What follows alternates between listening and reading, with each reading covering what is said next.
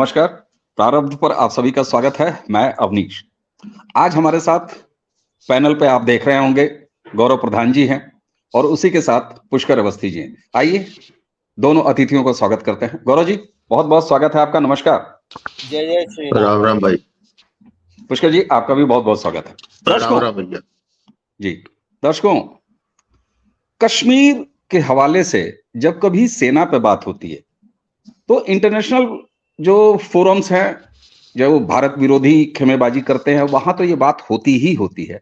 लेकिन हमारे देश में भी बहुत बार अलग अलग तबके, चाहे वो पॉलिटिकल अपोजिशन हो वहां से, और सो कॉल्ड अपने आप को सोशल एक्टिविस्ट कहने वाले कश्मीर के जो अलगाववादी सोच के लोग रहे हैं, वो भी सेना कश्मीर में कितनी रहे कितनी न रहे इस पर बड़ी बात करते हैं। बहरहाल, सेना कितनी रहे कितनी नहीं रहे ये सेना खुद डिसाइड करती है, रक्षा मंत्रालय डिसाइड करता है और देश की पॉलिसी डिसाइड करती है। इसको डिसाइड करने वाले और कोई नहीं है, जितनी जरूरत होती है उतनी होती है। लेकिन वही सेना जब कभी पूर्वोत्तर में देखते हैं, कश्मीर वैली में हम देखते हैं, राजस्थान में देखते हैं, जितने भी बॉर्डर स्टेट हैं जहां नियमित रूप से सेना रहती है, सेना और समाज का एक अद्भुत रिश्ता कम से कम भारत की सेना और भारत के समाज का देखने को मिलता है। ये एक ऐसी अवधारणा है जिस पर बहुत कम बातचीत होती है। एक झटके में कई लोग ये भी कह देंगे, नहीं साहब, सेना को तो सिर्फ बॉर्डर में होना चाहिए, तंबुओं में होना चाहिए, बैरकों में होना चाहिए, बंकरों में होना चाहिए, उसका समाज से क्या काम। लेकिन जब कभी आपदा आती है तो आप सेना को देखते हैं। तो सेना और समाज का जो रिश्ता है वो कितना महत्वपूर्ण है, इससे बातचीत की शुरुआत करते हैं गौरव जी के साथ।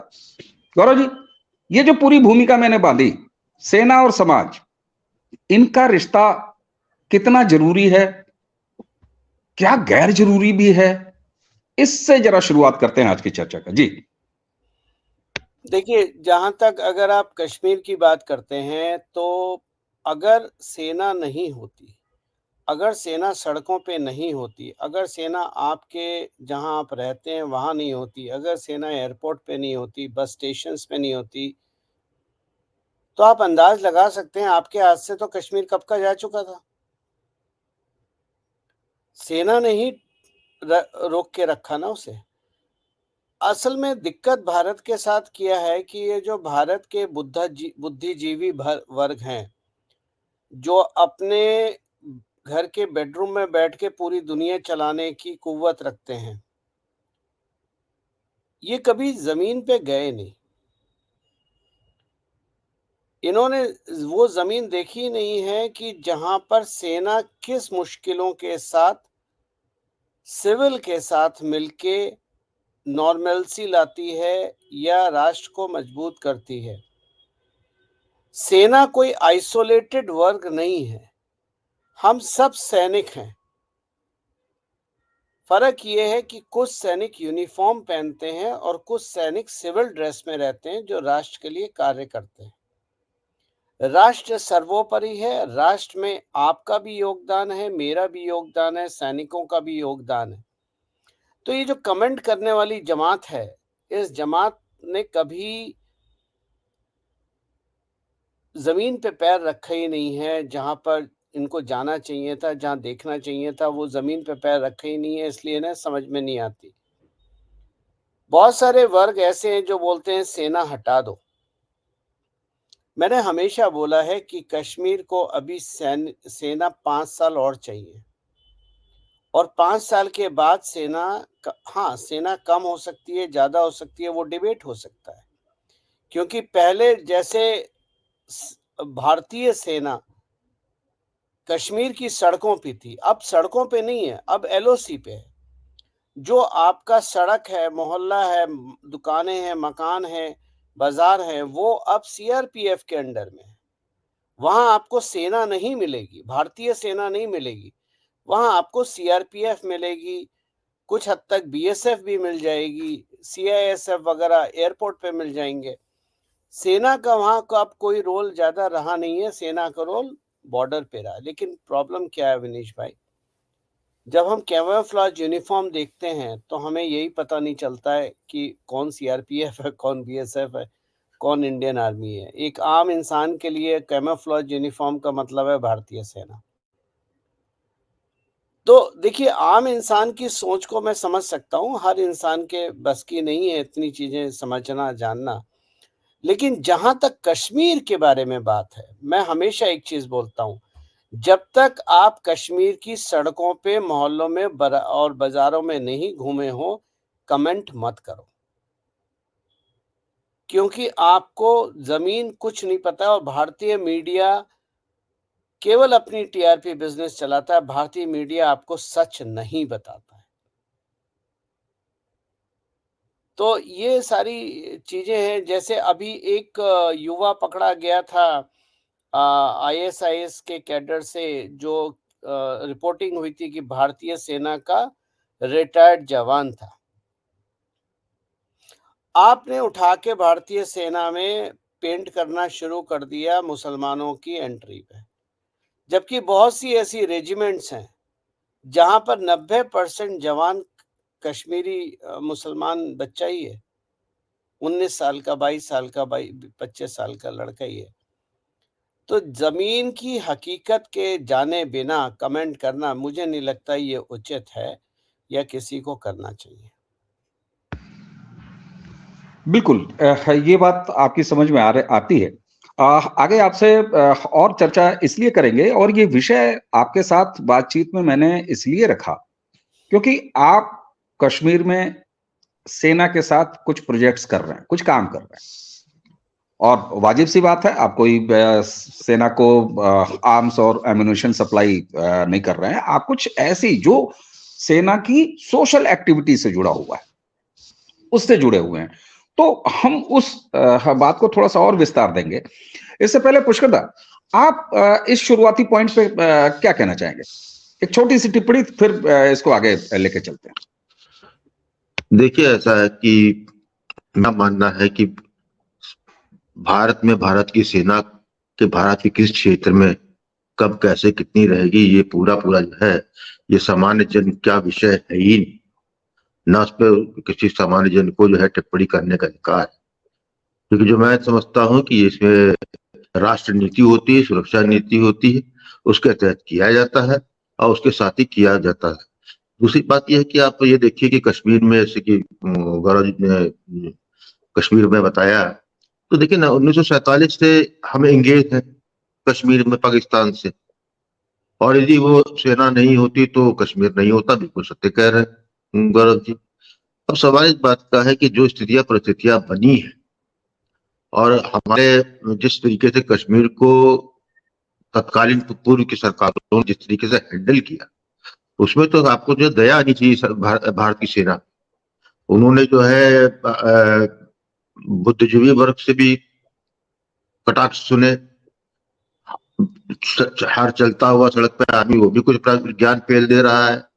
आप जो है उस पर जो है उसको इंटरनेशनली उसको जो है मॉनिटराइज भी किया आपने उसको, और हर एक घटना पे जो है आपने कुछ भी हुआ है तो आपने उसको तिल का ताड़ा बना दिया, जबकि वो एब्रीविएशन होता है और ऐसी चीजें होती रहती है। When there is a war zone, Kashmir was always a war.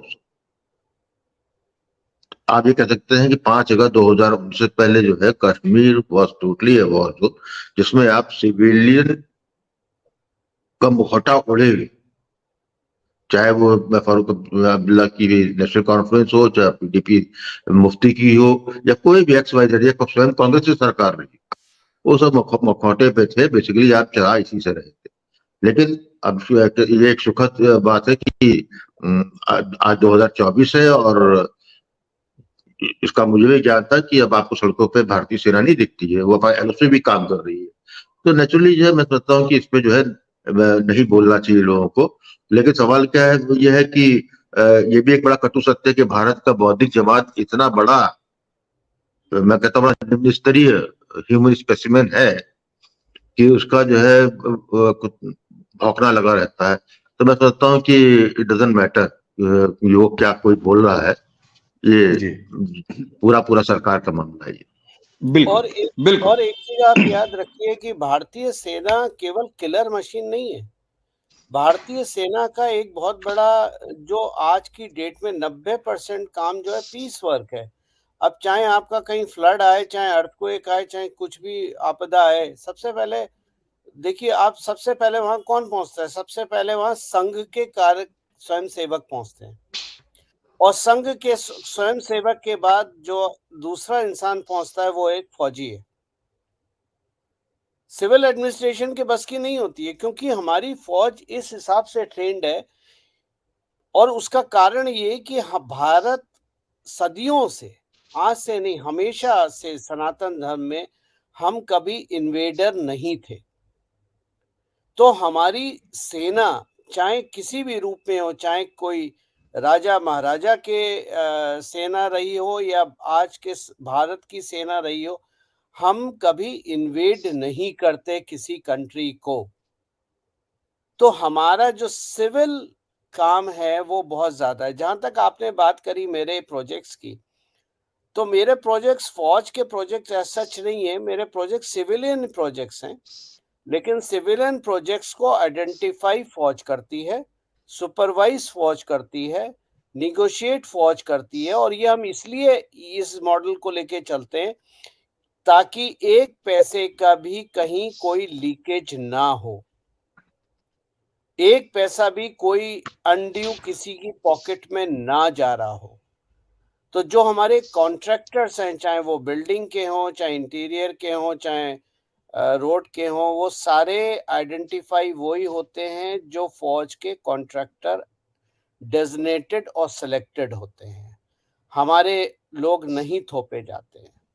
तो ये इसको सेना का काम कहना या मेरा अपना काम कहना ठीक नहीं होगा। ये हमारे जॉइंट एफर्ट है और हमारा जॉइंट एफर्ट केवल राष्ट्र के लिए, हमारा एक ही मकसद है, राष्ट्र, और कोई मकसद नहीं है।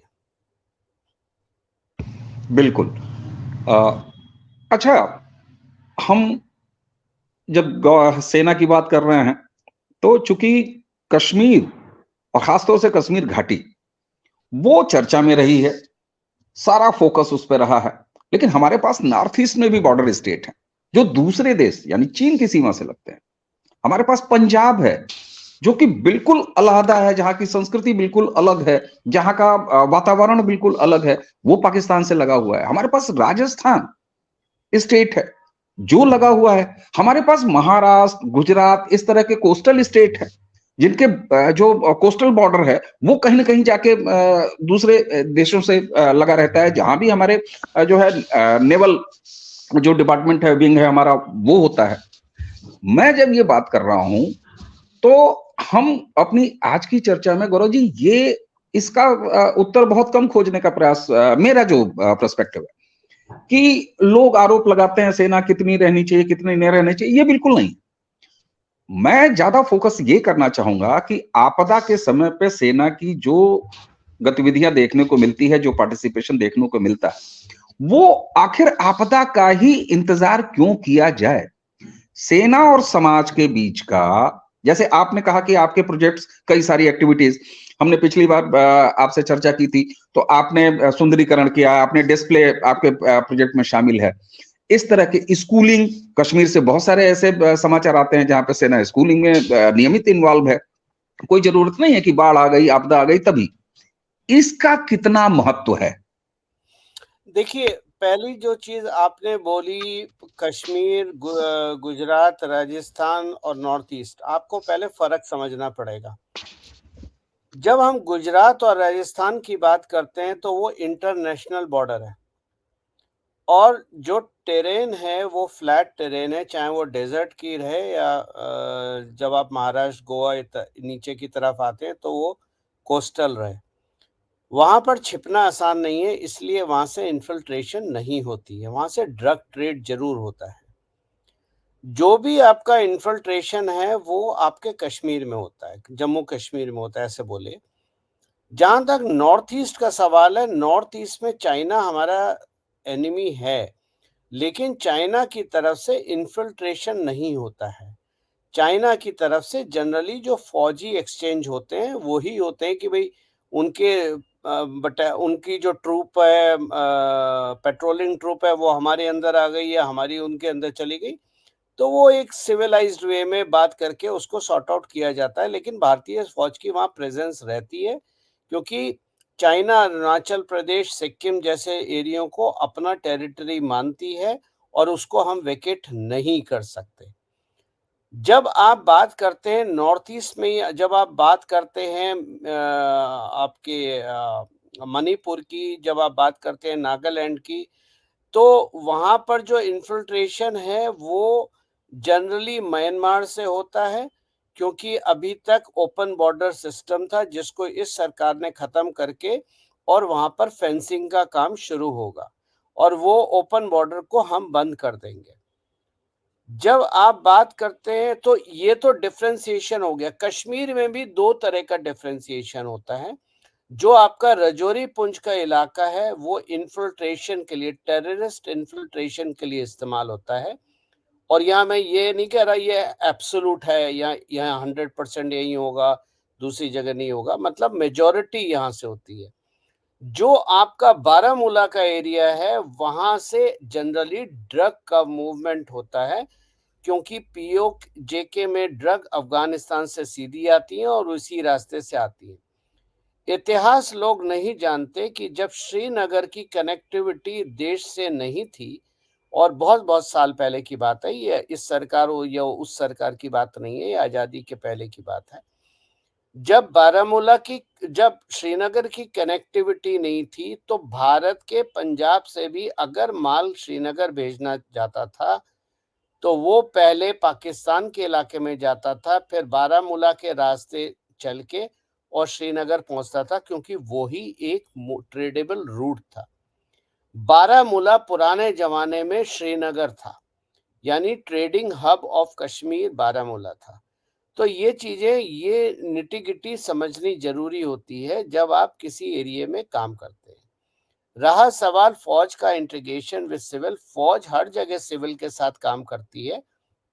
ये आज की बात नहीं है, हमेशा से रही है। ये उनकी ट्रेनिंग भी होती है। अब जैसे कश्मीर में कुछ इलाके आपको मैं बता दूं, जैसे केरन है, अगर फौज ना हो तो केरन के लोग भूखे मर जाएं।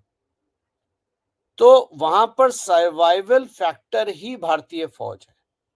गुरेज है, गुरेज एक बहुत बड़ा इलाका है जो अपने आप को कश्मीर नहीं मानता, वो गिलगिट बाल्टिस्तान का हिस्सा मानते हैं, उनकी भाषा वगैरह भी अलग है। लेकिन अगर भारतीय सेना, चाहे वो भारतीय सेना हो या बीएसएफ हो, अगर ये नहीं है तो गुरेज का सर्वाइवल संभव ही नहीं है। गुरेज में पिछले, अभी तो बिजली आनी शुरू हुई है, कहीं कहीं धीरे धीरे आ रही है, लेकिन उससे पहले गुरेज की पूरी सर्वाइवल आर्मी द्वारा रन करे हुए जनरेटर से होती थी। यहाँ तक कि सारे स्कूल्स, एम्प्लॉयमेंट सेंटर्स इत्यादि इत्यादि जो भी होते हैं, और खास तौर से जो मेडिकल हेल्थ है वो पूरी भारतीय सेना बीएसएफ मैनेज करते हैं। मैंने गुरेज में मेडिकल कैंप करे थे फोर्टिस और मैक्स के डॉक्टर्स के साथ, जो हम लोग लेके गए थे। आप बिलीव नहीं करोगे, इवैक्यूएशन करना भी इमरजेंसी में फौज के हेलीकॉप्टर ही करते हैं, क्योंकि 6 से 7 महीने गुरेज सेक्टर बंद होता है बर्फ की वजह से। तो वहां का सर्वाइवल ही फौज है। अगर आप वहां से फौज हटा देंगे तो वहां के लोग सरवाइव नहीं कर पाएंगे, और उसका कारण है कि जब तक ऑल वेदर इंफ्रास्ट्रक्चर वहां तक नहीं पहुंचता है तब तक आपकी डिपेंडेंसी फौज पे रहेगी, और इसलिए फौज का रहना वहां जरूरी है। मैं कई स्कूलों में काम करता हूं, जैसे जिन स्कूलों का रेनोवेशन भी किया हुआ है वो सारे फौज के अंडर चलते हैं। जो एम्प्लॉयमेंट सेंटर है वो फौज के अंदर है, यहाँ तक कि रेस्टोरेंट खुलवाना, स्किल डेवलपमेंट करना इत्यादि इत्यादि वो भी फौज करवाती है। तो हमारा सहयोग, मेरी फाउंडेशन का सहयोग फौज में उस लेवल पे होता है जो हम करते हैं। बिल्कुल ठीक। पुष्कर जी, इसी बिंदु पे जो हमने जैसे हुआ ना कि आरोप सेना पर लगाया जाए, देखिए आपने अपनी पिछली उद्बोधन में ये बहुत वजनदार चीज कही कि सड़क का कोई भी उठता है और सेना पर चिल्ला देता है। ये रवायत रही है इस देश में। सेना को मतलब आप सोचे ना, सेनाध्यक्ष को सड़क का गुंडा कहा गया, क्या क्या नहीं कहा गया, ये सारी चीजें रही हैं। खैर, इन टोटलिटी सेना और समाज के पार्टिसिपेशन को कैसे देखते हैं आप, कैसे ऐड ऑन करेंगे? देखिए, एक तो पहली बात ये समझना पड़ेगा कि जो भारत की सेना है अपने आप में थोड़ी यूनिक सेना है। जैसे और राष्ट्र होते हैं उनकी सेना होती है, उनका जो एंगेजमेंट होता है, जो भारत की सेना उसका एंगेजमेंट का थोड़ा थोड़ा डिफरेंट पर्सपेक्टिव में देखना चाहिए। पहली बात तो ये है कि जब से हमको स्वतंत्रता मिली 15 अगस्त 1947, तब से जो है भारतीय सेना जो है एक तो बराबर जो है एक्टिव सेना रही। चाहे वो जो आपका कश्मीर का मामला हो, चाहे आपका नॉर्थ ईस्ट का मसला हो, तो वही कह सकते हैं कि हमेशा जो है वेल ऑयल ट्रेनिंग में रही। सेकेंडली ये क्योंकि जो है एक लार्ज भूभाग में जहां पे पॉपुलेशन डिस्प्यूट का मामले में था, तो वहां पर जो है भारतीय सेना को सोशल, जो उसकी सोशल रिस्पॉन्सिबिलिटी जो भारत सरकार की होती है, जहां पर भारत सरकार की अपनी कोई व्यवस्था नहीं हो सक पाती है, या भारत ने सरकार ने स्वयं में लोकल स्थानीय स्तर पे कोई इंफ्रास्ट्रक्चर नहीं बना पाए हैं, तो ऐसी अवस्था में सेना ही भारत की जो है एक्सटेंडेड आर्म थी। तो ये सोशल एक्टिविटी में ये बहुत महत्वता है कि भारतीय सेना अपने सामाजिक दायित्व को पूरा करने में एक अलग ही उसकी पहचान। जैसे आप डिजास्टर मैनेजमेंट बात करते करते जहां पहले पहुंचती, तो ये हमारी प्रोसेस जो है हमारी सेना का हमेशा समाज के साथ जुड़े रहने की, क्योंकि हमारी जो है, जैसे गौरव ने बहुत ही ठीक पॉइंट किया कि हमारी फिलॉसफी या हमारा जो सनातन का जो मूल तत्व जो है, किसी अपनी भूमि से आगे बढ़ के किसी दूसरी भूमि पे आक्रमण ना करना करके प्रतिरक्षा का ही रहा है। तो ऐसे में एक कैरेक्टर चरित्र बन जाता है। तो वो चरित्र हमारी सेना का है कि हमको देश में ही रह के अपनी सीमाओं में रह के सीमा पे जो भी हमारे जो दायित्व हैं उसको पूरा करें जहाँ पे इसकी आवश्यकता है। दुर्भाग्य से पूर्ववर्ती से सरकारों ने जितने ये डिस्प्यूटेड इलाके कह लीजिए इसको, या जो हमारे सीमांत क्षेत्र थे, वहां उनकी प्रायोरिटी बहुत ही जो है शून्य स्तर पर रही, उन्होंने कुछ बनाया ही नहीं। तो ऐसे में भारतीय सेना ही जो है एकमात्र भारत की प्रतिनिधि, जो भी वो ठीक कह रहे हैं कि लोगों का सर्वाइवल जो है भारतीय सेना पर निर्भर करता है। तो इसीलिए भारतीय सेना अपने आप में आत्मविश्वास भी इस बात का है, और इतने समय से कर रहे हैं, तो वो हर चीज जो है कहना चाहिए कि उनके ऑलरेडी कल्चर में आ चुका है। तो मैं तो यही कहूंगा इसके अंदर कि भारतीय सेना और विश्व की सेनाओं से अलग है।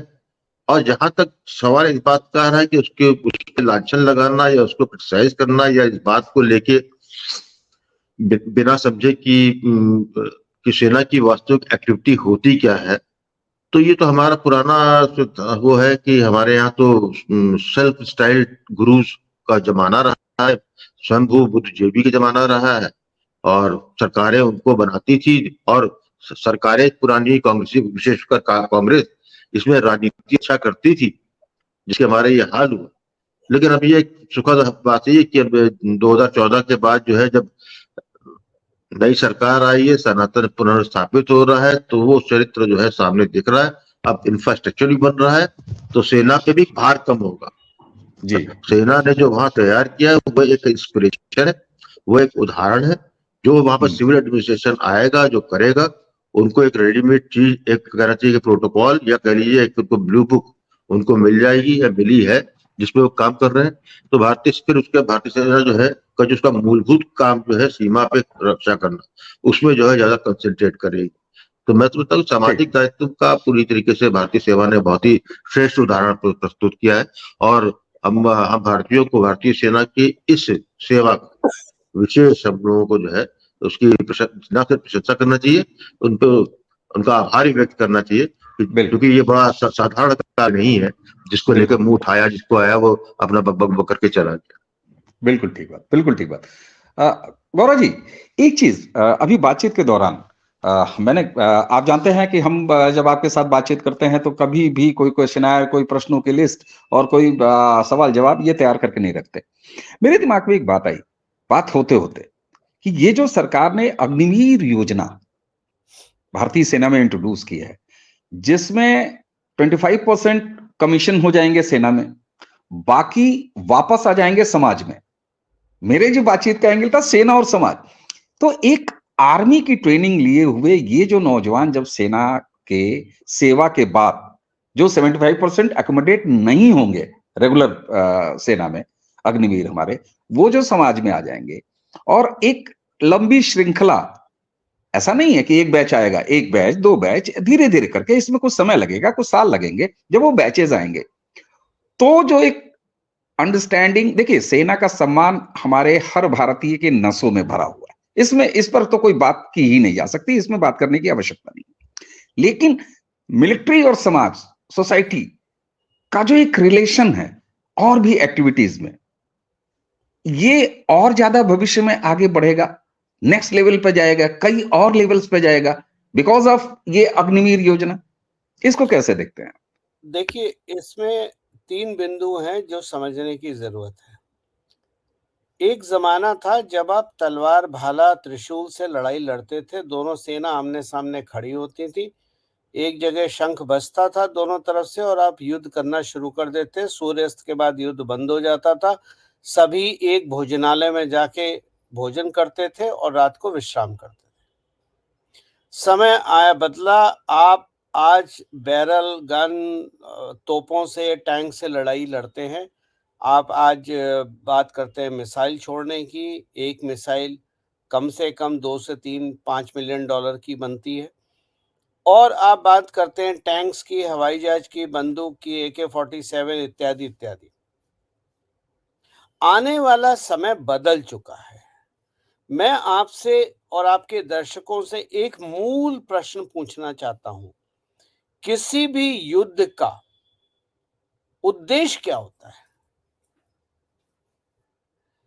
और मेरे हिसाब से हिस्टोरिकली अगर आप रिसर्च करें तो किसी भी युद्ध का केवल एक उद्देश्य होता है कि दुश्मन देश के लोगों की विल पावर को तोड़ना। जब आप लोगों के विल पावर को तोड़ देते हैं तो आप विजयी हो जाते हैं। जैसे अमेरिका ने वियतनाम पे जब हमला करा तो अमेरिका कभी भी वियतनाम के लोगों की विल पावर नहीं तोड़ पाया और वहां से बिना जीते भागा। अमेरिका कभी भी इराक, सीरिया के लोगों की विल पावर नहीं तोड़ पाया और हमेशा आता जाता रहा। अमेरिका कभी भी अफगानिस्तान के लोगों की विल पावर नहीं तोड़ पाया और वहां से भी भागना पड़ा। तो युद्ध का एक ही उद्देश्य होता है कि दुश्मन देश के लोगों की विल पावर तोड़ना। तो सदियों से पहले तलवार, धनुष इत्यादि इस्तेमाल होते थे। आज आप टैंक, बंदूक, मिसाइल इस्तेमाल करते हैं। न्यूक्लियर वेपन में बहुत बोल्डली बोलता हूं, एब्सोल्यूट हो गए हैं। न्यूक्लियर वेपन का कोई औचित्य नहीं रह गया। तो आने वाले समय में अगर आप लोगों की विल पावर तोड़ना चाहते हैं तो उसका जीवंत उदाहरण जो भारत ने प्रस्तुत किया है वो है पाकिस्तान। आपने इकोनॉमिकली उनको खत्म कर दिया, विल पावर टूट गई ना। तो आने वाले समय में ये जो युद्ध है वो ज्यादातर economic warfare, cyber warfare, unmanned air vehicle के माध्यम से युद्ध लड़ा जाएगा। तो आपको ऐसे लोगों की भर्ती क्यों चाहिए जो आपका पेंशन बैलून ही बढ़ाएं? क्योंकि आज अगर आप भारतीय सेना का बजट देखेंगे तो उसमें ज्यादातर पैसा पेंशन सर्विस के लिए ही होता है। तो आपको अपनी फौज लीन और मीन रखनी है ताकि वो उस लेवल पे, जो एक लेवल है आपका सर्जिकल स्ट्राइक कह लीजिए, पिन पॉइंट एक्यूरेसी के साथ आपको एक जगह को नेस्ता नाबूद करना है। और बाकी वॉरफेयर आपका बैक वॉर रूम बेस्ड हो जाएगा, जहां से आप यूएवी इत्यादि उड़ाएंगे या साइबर आपकी फोर्स होगी, और बाकी काम जो मूल काम है वो आपकी इकोनॉमिक वॉरफेयर से होगी। आपने श्रीलंका का उदाहरण है, आपके सामने बांग्लादेश का उदाहरण है, पाकिस्तान का उदाहरण है, अफगानिस्तान का उदाहरण है। भारत ने ऐसे कई उदाहरण प्रस्तुत किए। तो अब हमारे पास वो लाखों की सेना की जरूरत नहीं चाहिए, जो कि एक चेंजिंग डायनेमिक्स है ग्लोबल वॉरफेयर में। ज्यादातर वॉरफेयर अब एआई बेस्ड होंगे, टेक्नोलॉजी बेस्ड होंगे, rather than a physical person going in a war and firing a bullet and taking the casualty. फिर जो आपके 25% एब्जॉर्ब हो गए, जो कि क्रिटिकल ऑन मेरिट होंगे, 75% जो बाहर आए, उनमें से आधे से ज्यादा लोगों को कमिटमेंट है हमारी जो सीएपीएफ फोर्सेस हैं, बीएसएफ, आईटीबीपी, सीआईएसएफ, सीआरपीएफ, उनमें लेने की। तो वो वहां एब्जॉर्ब हो जाएंगे, जो कि कहलाए जाएंगे अर्धसैनिक बल। ठीक है, ये आपका विद इन नेशन काम करेंगे। सीआरपीएफ, आरएएफ का रोल कहाँ होता है? Right protection. सीआरपीएफ दुनिया की सबसे अच्छी राइट प्रोटेक्शन फोर्स है। बहुत सारे लोग ये चीज नहीं जानते होंगे। बॉर्डर जो आपका इंटरनेशनल बॉर्डर है, उसका प्रोटेक्शन, उसकी मॉनिटरिंग बीएसएफ करेगी। तो वहां पर आपको इन लोगों की जरूरत पड़ेगी, जो ओकेजनली कभी हाथापाई में इंगेज हों। फिर इन लोगों की भर्ती होगी जो पीएसयूज हैं उसकी सिक्योरिटीज में, और जो आपका प्राइवेट बड़ी कंपनीज हैं, चाहे वो रिलायंस के उद्योग हों, चाहे अडानी के उद्योग हों, चाहे बजाज के उद्योग हों, चाहे टाटा के उद्योग हों, वहां पर होगी। बहुत लास्ट में जो भी बचेगा वो आप और हमारे जो बड़े बड़े रेजिडेंशियल कॉम्प्लेक्स हैं उनकी सिक्योरिटी में होगी। फिर आप एक दूसरी बात देखिए कि आने वाले सालों में ये जो ट्रेन्ड फोर्स बाहर निकलेगी, ये एक डिसिप्लिन फोर्स होगी। भारत में एक बहुत सारे लोग बात करते हैं मिलिट्री ट्रेनिंग की। 140 करोड़ के देश को मिलिट्री ट्रेनिंग देना संभव नहीं है। आप हमेशा इजराइल को कोट करते हैं, इजराइल की पॉपुलेशन 1 करोड़ है, हम 140 गुना बड़े देश हैं। यहां संभव नहीं है। 100 लोगों पे अगर एक फौजी ट्रेन करता है 100 लोगों को, तो आप अंदाज लगा लीजिए आपको कितने करोड़ की तो ट्रेनिंग आर्मी चाहिए होगी। लड़ने वाली तो भूल जाइए। तो ऐसे समय में ये लोग जो ट्रेन होके बाहर निकलेंगे, जो कि डिसिप्लिन्ड हैं, इनके अंदर भारत भरा हुआ है, इनके अंदर राज का बीज बोया जा चुका है। जब ये लोग समाज में आएंगे तो समाज सुधरेगा या बिगड़ेगा? और ये बाहर आके 10 लोगों को और इन्फ्लुएंस करेंगे, 10 लोगों को और कुछ सिखाएंगे, क्योंकि ये रैंक लेके आएंगे तो 10 लोगों को और कुछ सिखाएंगे। तो just see the chain reaction जो आने वाले 20 साल, 25 साल, 30 साल में होगा। तो ये अग्निवीर का जो प्रोग्राम है, ये कोई मतलब बहुत सोचा समझा प्रोग्राम है, और ये कोई मोदी सरकार का नहीं, ये पूरी फौज का डिजाइन है। लोग जो पास्ट और प्रेजेंट को देख के हुए मोदी साहब ने इंडोर्स करा है, मोदी सरकार ने उससे इंडोर्स करा है, लेकिन डिजाइन फौज का है, क्योंकि वो हमारी आगे युद्ध की रिक्वायरमेंट है। सारा पैसा आप पेंशन पे तो खर्च नहीं कर सकते ना। बिल्कुल, ये बात समझ में आई। और उसमें जो बेहद महत्वपूर्ण बात आपकी बात से निकल के आई है गौरव जी, कि अग्निवीर नौजवान जब सोसाइटी में आएंगे, जो कंज्यूम नहीं होंगे, आपने तो वो पूरा एक अलग अलग उसको बता ही दिया कि 25% वहां जाएंगे, बाकी जो है हमारे अर्धसैनिक बलों में जाएंगे, प्राइवेट सिक्योरिटी, बड़ी सिक्योरिटी, इस तरह की इंडस्ट्रियल सिक्योरिटी, उसमें जाएंगे, ट्रेंड होंगे। बिल्कुल सही बात है। देश के प्रति जो भावना है वो, और एक तरह से ये उसी चीज को पूरा करता है इनडायरेक्टली कि आप हमारे नागरिकों को मिलिट्री ट्रेनिंग दीजिए। क्यों पुष्कर? देखिए, ऐसा है कि अग्निवीर जो है, it is not about present, it is about future. और ये जो है भारत के केवल भविष्य का, केवल भारत की सेना के भविष्य नहीं है, ये भारत के समाज का भी भविष्य है। देखिए एक चीज समझ लीजिए आप इस बात को, तो गौरव जी ने बड़ा विस्तार से बता दिया कि अग्निवीर में जो लौट के जो एब्जॉर्ब नहीं है उनका क्या होगा। मैं तो दूसरी बात कहता हूँ, हमारे यहाँ बार बार बात की जाती है कि भारत समाज में एक बहुत बड़ी कमी है कि हमारे यहाँ जो है डिसिप्लिन में हम जो है बड़े इनडिसिप्लिन लोग हैं, ये समाज में चलता आ रहा है और बड़ा फोर्सफुली आप डिसिप्लिन कर भी नहीं सकते। तो कम से कम ये है कि जो आए यंगस्टर वो एक डिसिप्लिन फोर्स होगी, एक ह्यूमन फोर्स होगी, डिसिप्लिन। और दूसरा, केवल वहां पर जो अग्निवीर में गए हैं कि उनका काम केवल बंदूक लेके जो है कॉम्बैट ट्रेनिंग नहीं है उनकी, उसमें मल्टी लेयर स्किल वर्किंग है, उसके कॉबलर भी है, उसमें कुकिंग भी है, सब कुछ है। मैं तो ये मानता हूं कि जो वहां से 4 साल 5 साल बाद निकल के आएगा अग्निवीर का, जिसने स्किल अडॉप्ट किया होगा, तो ही वो जो भारत के समाज में आएगा तो स्किल लेवल पे बहुत ही रिफाइंड हो। और जो भविष्य दिख रहा है, जो समझ में आ रहा है, जो पोस्ट 2024 में भारत दिख रहा है, वो स्किल बेसिक पे होगा, बेस्ड है। तो ये जो है नए बढ़ते हुए भारत में बहुत जल्दी एमलगमेट होंगे।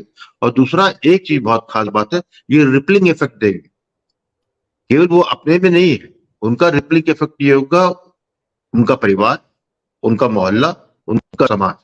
ये इसका हमको 2-3 साल में 5 साल में समझ में नहीं आएगा, लेकिन जब हम बात करते हैं 20 साल 30 साल 40 साल की, और जब स्वयं मोदी जी जो है भारत की 1000 साल की बात करते हैं कि वहां उस स्तर पर तब तक के लिए हमको सुदृढ़ रखना है हमको, या अमृत काल की बात कर रहे हैं 2047 में, तो ये सब चीजें जो है उस दूरदर्शी वाली चीजें, दूरदर्शिता वाली, ये हमारा आज का नहीं। मुझे अफसोस होता है कि अग्निवीर पे बहुत लोग अच्छे अच्छे पढ़े लिखे लोग जो है उसको जो है उसके मेरिट डिमेरिट पे जानने के बजाय वर्तमान की नजरों से देख रहे हैं। मैं समझता हूं कि भारतीय सेना ने और मोदी सरकार ने जो निर्णय लिया, भविष्य को ना देख के, सॉरी, वर्तमान को ना देख के भविष्य के लिए किया है, ये भविष्य की जरूरत है। और बिल्कुल सही बात है कि अब जो युद्ध होने वाला है, या तो न्यूक्लियर वॉर होगा तो फिर दुनिया खत्म हो गई, तो बात ही खत्म हो गई।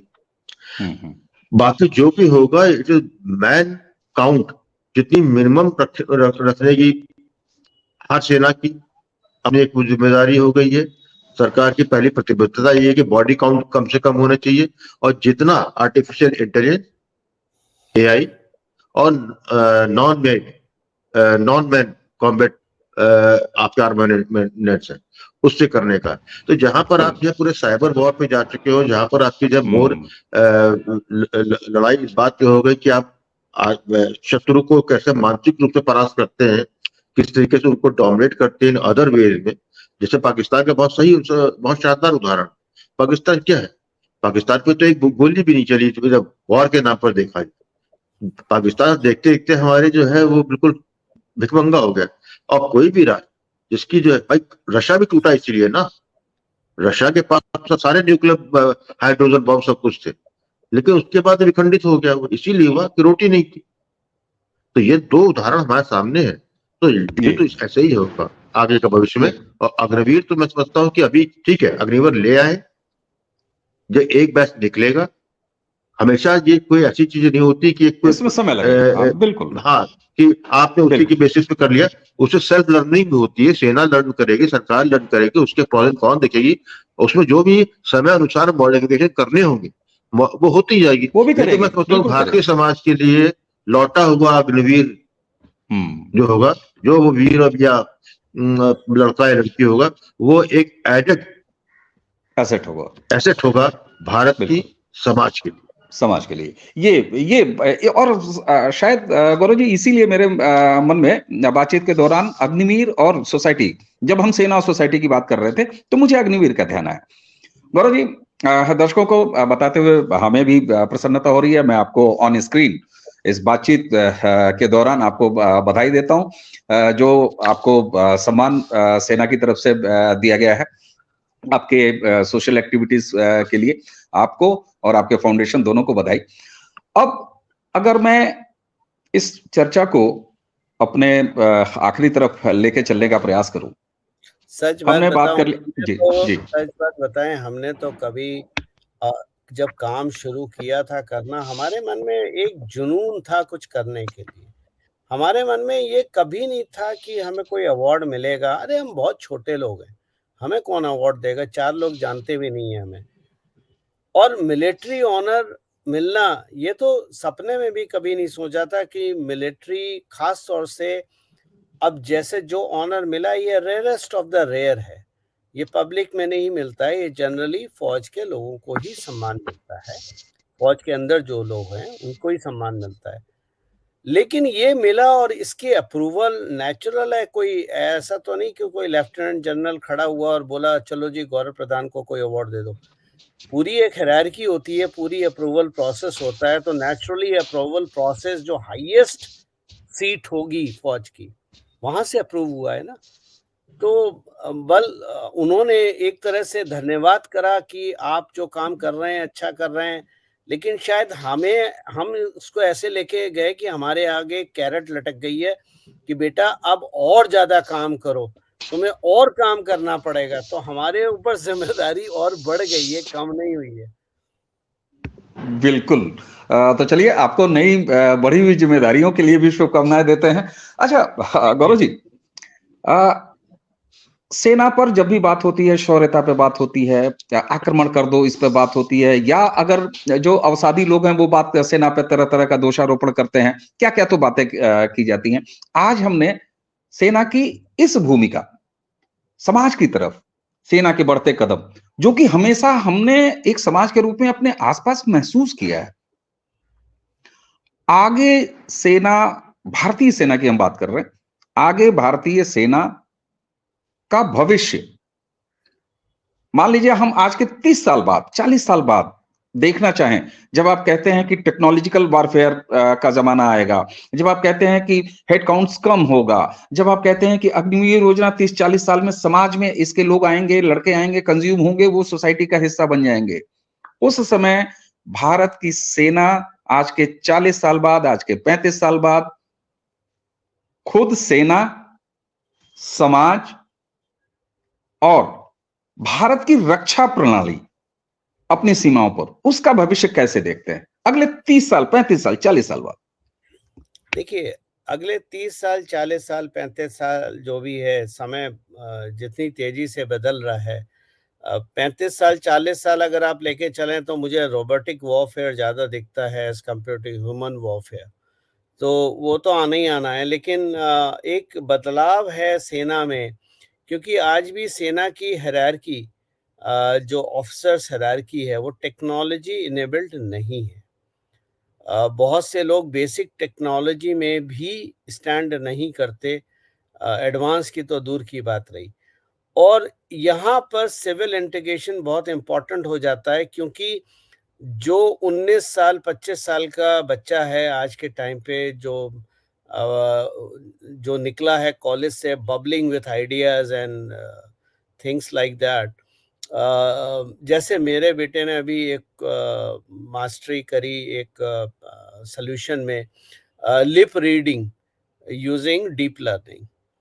तो अब समझ लीजिए, दूर कोई व्यक्ति बात कर रहा है, उसके होंठ चल रहे हैं और आपने कैप्चर करके उसकी पूरी कन्वर्सेशन ट्रांसलेट कर दी वर्ड्स में। तो इससे बड़ा सर्वेलेंस क्या होगा? ठीक है ना? तो आजकल के जो युवा बच्चे हैं, जो कॉलेज से निकल रहे हैं, वो बहुत ही तेजस्वी बच्चे हैं और आने वाले वक्त में सेना को उनका साथ लेना पड़ेगा। यहीं पर अग्निवीर भी एक बहुत बड़ा उदाहरण पेश होगा, क्योंकि टेक्नोलॉजी हर साल 2 साल में बदल जाती है, नई टेक्नोलॉजी आ जाती है। अब आप एक व्यक्ति को किसी एक्स टेक्नोलॉजी के लिए रखते हैं और उसके बाद अगले 30 साल 40 साल ढोते रहते हैं, जबकि वो टेक्नोलॉजी एब्सोल्यूट हो चुकी है और वो व्यक्ति भी आगे कुछ सीखना नहीं चाहता है।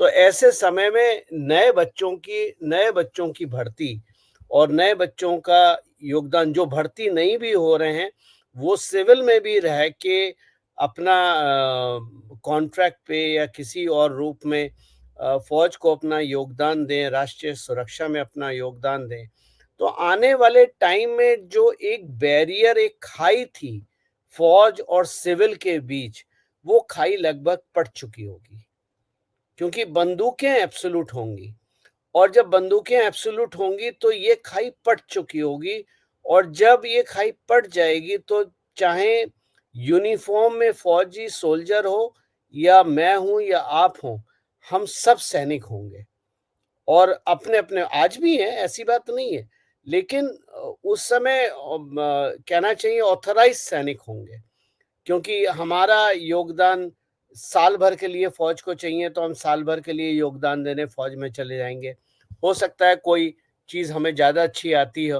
अब मान लीजिए, आपको मैं उदाहरण दूं, आपने टैंक की बटालियन है, आपके सामने टैंक रेजिमेंट है, आपके सामने आर्टिलरी रेजिमेंट है, आपके सामने ये सारी चीजें हैं, बोफोर्स गन्स हैं, हावर्ट्जर है, और बहुत सारे हैं। कल कीजिए, मान लीजिए मैं अपने कमरे में बैठ के भारत के 2 बड़े डैम के दरवाजे खोल दूं और टोटल इलेक्ट्रिकल ग्रिड कोलैप्स कर दूं, जो कि स्केडा सिस्टम रन करता है, सिक्योरिटी सिस्टम, उसको ब्रीच करके मैं पूरा ग्रिड शटडाउन कर दूं और 2 डैम के दरवाजे खोल दूं, कौन सी फौज बचाएगी? बिल्कुल बिल्कुल।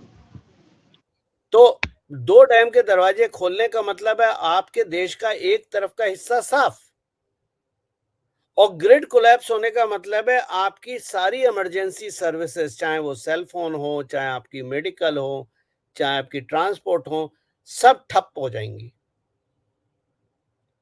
तो आप सोचिए, आने वाला वॉरफेयर बंदूक और टैंक का वॉरफेयर नहीं है, आने वाला वॉरफेयर आर्टिफिशियल इंटेलिजेंस का है, साइबर सिक्योरिटी का है, रोबोटिक्स का है, अनआर्म व्हीकल्स का है, अनआर्म जो आपके वेपन सिस्टम भी हैं, वो भी अनआर्म्ड वेपन सिस्टम के हैं। तो बॉस, अभी इस महीने के अंत में मैं कुछ 100-200 DRDO और इसरो के साइंटिस्ट को संबोधित करूंगा AI पे, तो उसमें भी मैं बात करूंगा, क्योंकि रिसर्च वहां से निकलती है, और आने वाले समय में जो रिसर्च होनी है, जो नए प्रोडक्ट्स होने हैं, या जो भी डेवलपमेंट होनी है, वो फ्यूचर के 30-40 साल को देख के करी जाएगी, ना कि आज की वॉरफेयर पे। बिल्कुल, बहुत बड़ी बात। और शायद यहीं पे आप देखिए, जब हम आज ये चर्चा कर रहे हैं कि सेना बैरकों से निकल के समाज के साथ कैसे जुड़ रही है, कैसे जुड़ेगी, इसका भविष्य देख रहे हैं, इसका वर्तमान देख रहे हैं, इसका आकलन कर रहे हैं, तो वहीं डेवलपमेंट प्रोजेक्ट्स में आप देखिए एक्सप्रेसवेज के किनारे डिफेंस कॉरिडोर, क्या मतलब है इसका?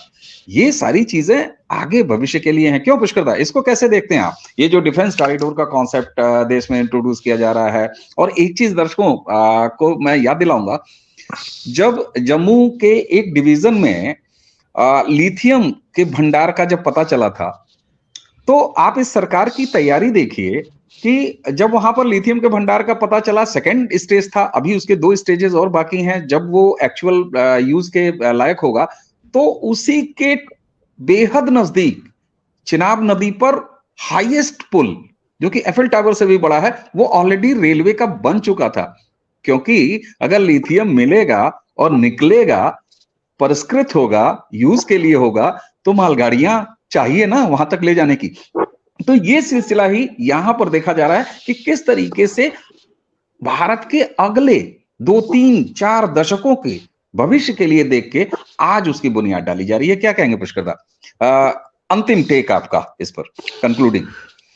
देखिए, ऐसा है कि हम लोग जिस फेज में हैं, ये 2020 से लेकर 2030 वाला, जिसे विप्लव काल कहता हूं, तो जो लास्ट अभी आप आगे का 5-7-8 साल आप देखेंगे, ये एक कन्फ्रंटेशन वाला समय है। जो ट्रेडिशनल वॉरफेयर की जो थोड़ी भी भूमिका हम लोग देखेंगे, इसी में देखेंगे। और जहां तक 20-30 साल के बाद मैं समझता हूँ कि ज्योग्राफी बहुत चेंज होगी, बहुत कुछ चेंज होगा, और जिस परिकल्पना हम अभी जो करते हैं कि किस तरीके से सेना जो है सीमाओं की रक्षा करती है, वो 30 साल बाद जो है उसकी जो हम उस तरह की परिकल्पना भी नहीं कर सकते कि वहां पर किस तरीके से होगा। तीसरा जो है सबसे महत्वपूर्ण चीज जो भारत में आने वाली है, जिसका कि हम लोग नाम सुनते हैं लेकिन जिसका हम लोगों को व्यावहारिक रूप से हम लोगों को उसके बारे में कोई उसका एक्सपीरियंस नहीं है, वो है इंडस्ट्रियल मिलिट्री कॉम्प्लेक्स। ये अपने आप में बहुत बड़ी चीज है। और ये इंडस्ट्री में भारत में जिस तरह के डिफेंस का बाजार बन रहा है, कॉरिडोर बन रहे हैं, और जिस तरह प्राइवेट प्लेयर्स इसके अंदर आ रहे हैं, तो ये जो है इंडस्ट्रियल मिलिट्री कॉम्प्लेक्स जो हम आज तक अमेरिका में सुनते हैं, वो जो है उसका जो है नींव कह लीजिए भारत में गड़ चुकी है। ये बहुत ज्यादा इफेक्ट करेगी हमारे सब चीजों को, directly indirectly, right from politics to even social structure. तो मैं तो ये देख रहा हूँ इसके अंदर की आर्मी और leader, smart, muscular, intellectually very evolve, और फिर वही बात है, everything will be technology based. Anyone who is superior in technology, who can pre-empt any kind of cyber attack, he will be that nation. बिल्कुल। तो ये अब ये विन और हार और जीत का ये भी माहौल 8-10 साल का है। उसके बाद जब एक बड़ी तबाही है, कहिए सबके जब जोश ठंडे हो जाएंगे, तो मैं समझता हूँ ये सनातन की भूमि जो है सर्वश्रेष्ठ भूमि रह जाएगी, जहां पर जो कुछ भी नया होना होगा वो यहीं से होगा। तो मैं तो बड़ा सुखद भविष्य की कल्पना करता हूँ। बिल्कुल ठीक बात है। और कुछ इसी तरह की बात जी पुष्कर दादा ने बात करी मिलिट्री इंडस्ट्रियल कॉम्प्लेक्स की। बहुत सारे लोग ये चीज नहीं समझ सकते कि क्या इसका अर्थ होगा और क्या संरचना होगी। इसको मैं पॉलिटिकल शब्दों में अगर आपको समझाऊं तो सेंट्रल विस्टा क्या है? गवर्नमेंट कॉम्प्लेक्स, यानी सारे दफ्तर एक फिक्स एरिया में हैं, क्योंकि सारे दफ्तर एक दूसरे से कनेक्टेड हैं। और वहां से, जैसे पहले ये होता था कि शास्त्री भवन से एम्बेसडर गाड़ी में फाइलें चली और प्रधानमंत्री कार्यालय के लिए, और वहां प्रधानमंत्री कार्यालय के बीच में 10 फोटोस्टेट मशीन की दुकानें आती थी, वहां पर फाइलें कॉपी हो जाती थी, और उसके बाद ब्रोकर अपना काम करते थे, पॉलिटिकल दलाल अपना काम करते थे, और इंफॉर्मेशन लीक हो जाती थी। सेंट्रल विस्टा में क्या है कि सारे दफ्तर एक ही जगह हैं, इंक्लूडिंग प्रधानमंत्री कार्यालय और प्रधानमंत्री निवास। यानी अब, और अंडरग्राउंड, जैसा मैंने सुना है, मुझे उसकी कंफर्मेशन आप लोग करें कि नीचे उसमें मेट्रो वगैरह भी सिस्टम लगाया जाएगा, ताकि जो ट्रैवलिंग बिटवीन ऑफिसेस है वो बाहर सरफेस पे ना होके अंडरग्राउंड होगी, और वहां सारी चीजें सीसीटीवी कैमरे से मॉनिटर होंगी, यानी लीक नहीं होगा। ऐसे ही मिलिट्री कॉम्प्लेक्स क्या है, मान लीजिए आज आप एक ड्रोन बनाते हैं। अब ड्रोन में एक तरह का वेपन सिस्टम होगा, ड्रोन में एक तरह के 10 तरह के कैमरे होंगे, चाहे वो हीट कैमरे हो, चाहे इंफ्रारेड कैमरे हो, चाहे नॉर्मल पिक्सल कैमरे हो। तो उनकी मैन्युफैक्चरिंग भी एक जगह, ड्रोन की मैन्युफैक्चरिंग भी एक जगह, असेंबलिंग भी एक जगह, और जो फिनिश प्रोडक्ट निकलेगा, यानी एल्युमिनियम की शीट टाटा स्टील से अंदर घुसी और दूसरी तरफ से फुल्ली इनेबल्ड ड्रोन बाहर निकला। तो इंडस्ट्रियल कॉम्प्लेक्स का अर्थ यही होता है कि जहां पर सारी चीजें एक जगह पर बने, असेंबल हो, और फिनिश प्रोडक्ट बाहर निकले। बिल्कुल। ये बड़ी सम्यक बातचीत, और हम, मुझे लगता है कि इस पर तो अभी बहुत सारी और बात हो सकती है। गौरव जी, दर्शकों की जानकारी के लिए, आप अभी भी कश्मीर में हैं, आपने कश्मीर में ट्रेवल करते हुए हमें समय दिया आज की चर्चा के लिए, क्योंकि ये बात एकदम अलग, मैंने कहीं मैं ये कोई अग्राहट नहीं अपनी कह रहा हूं कि ये अकेला विचार मेरे मन में आए, लेकिन मैं जब ये एक विषय आया, ये एंगल आया, तो मैंने सोचा कि ये इस पर बातचीत कभी नहीं, देखा तो हमेशा जाता है, बाढ़ आई तो सेना आई, दुर्घटना हुई सेना आई, सब कुछ होता है, तस्वीरें भी भावुक शेयर होती हैं उसी कश्मीर से कि कैसे जो है टूटे हुए बांध पे ब्रिज बन के और छोटे बच्चों को पार कराती है सेना। तो एक ये सम्यक, और इस बहाने हमने भारत के अगले 30-40 साल आगे का रक्षा का जो भविष्य है भारत का, क्योंकि आप मजबूत होंगे तो ये भी बड़ी सहज सी बात है दर्शकों कि जो देखिए अभी तक भारत में क्या होता था, जो हमारा एजुकेशन सिस्टम भी था, उसमें भी हमें सब्जेक्ट्स पढ़ाए जाते थे और उसके बाद जयराम जी की हो जाती थी। जो नया एजुकेशन सिस्टम लागू होने जा रहा है, उसमें ये है, लागू हो भी गया है, मुझे इस चीज़ की कंफर्मेशन अपनी पत्नी से लेनी पड़ेगी। लेकिन जो नया सिस्टम लागू हो रहा है, उसमें आपको स्किल भी सिखाई जाएगी। और स्किल, जैसे मैं छोटा-सा बहुत एग्ज़ाम्पल लूँ, टाइप ऑफ नोट्स। अगर आप, पुष्कर दादा ने और हम लोगों ने एनसीसी में अगर आप रहे होंगे और स्काउट्स में अगर आप रहे होंगे, तो आपने सुना होगा कि हम गांठ लोगों को बांधना। गांठ बांधना सिखाया जाता था, विभिन्न प्रकार की गांठ बांधना। अब ऐसी बहुत सारी गांठें होती हैं जो बांधी जाती हैं, जो आपके रेस्क्यू में यूज होती हैं, चाहे वो आपका फ्लड रेस्क्यू हो, रेन रेस्क्यू हो, अर्थक्वेक रेस्क्यू हो, इत्यादि इत्यादि। तो ये चीजें धीरे धीरे भारतीय समाज में अब आनी शुरू हो रही हैं, क्योंकि अब हम भारत को 360 डिग्री के हिसाब से देखते हैं, ना कि पैदा हो, खाना खाओ, बड़े हो, पढ़ लो, नौकरी करो, बच्चे पैदा करो, शादी करो, मर जाओ। वहां से हम बाहर निकल रहे हैं। जो हमने कुएं बना रखे थे अपने अपने, उन कुओं में से हम बाहर निकल रहे हैं। और भारत को अगर उत्कृष्ट होना है, भारत को अगर दुनिया पे विश्व गुरु बनना है, तो उसके लिए जरूरी है कि हम अपने कुओं से बाहर निकले, जिसकी सरकार की कोशिश है। चाहे वो अग्निवीर हो, चाहे नेवी के प्रोसेसेस हों, चाहे एयरफोर्स के हों, या और जो भी एजुकेशन सिस्टम। तो ये बदलाव बहुत धीरे होता है, ये तेज नहीं होता है, एक दिन का काम नहीं है। लेकिन खुशी इस बात की है कि इसकी शुरुआत है, और इसके अभी जो रिजल्ट दिख रहे हैं वो बड़े पॉजिटिव दिख रहे हैं। आने वाले समय में बहुत कुछ होगा। बिल्कुल, बहुत बड़ी बात। और दर्शकों, आपको भी ऐसा लग रहा होगा कि मैं ये चर्चा जल्दी समेट रहा हूँ, समेटने का कोशिश कर रहा हूँ, लेकिन ऐसा नहीं है। इस पर आगे भी हम चर्चा करेंगे।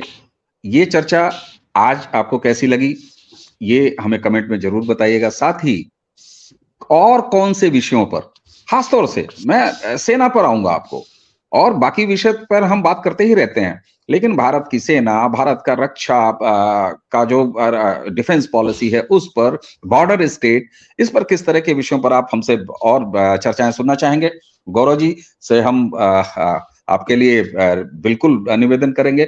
और इस बात के लिए गौरव जी का बहुत बहुत धन्यवाद मैं हमेशा देता हूं दर्शकों, कि मैं जब समय मांगता हूं, गौरव जी समय देते हैं। तो गौरव जी, आपका बहुत बहुत धन्यवाद।